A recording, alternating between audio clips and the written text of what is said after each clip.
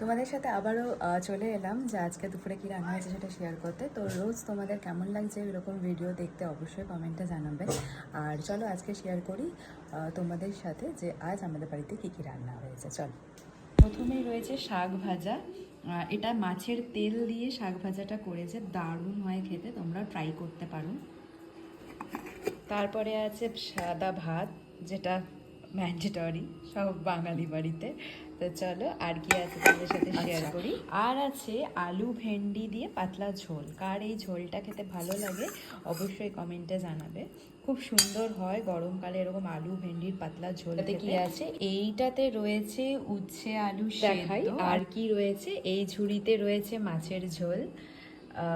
এটা মনে হয় পটল ঝিঙে আর বেগুন দিয়ে মাছের ঝোল। এখানে রয়েছে মাছের ঝোল, এই যে মাছের পিস, মাছের মাথাও রয়েছে। এগুলো আলু ঝিঙে বড়ি ডাঁটা বেগুন সব দিয়ে ঝোলটা করেছে পাতলা করে। গরমকালে এরকম ঝোল খেতে খুব ভাল লাগে। কার কার ভাল লাগে অবশ্যই কিন্তু আমাকে কমেন্টে। আর এই ঝুড়িতেও রাত্রেবেলার জন্য করা রয়েছে মাছের ঝোল, এটা রাত্রেবেলার জন্য। হচ্ছে আমাদের ছোট পেট, উড়ি বাবালি লজ্জা পেয়ে গেছে বলেছি বলে আমাদের কোকো সোনা।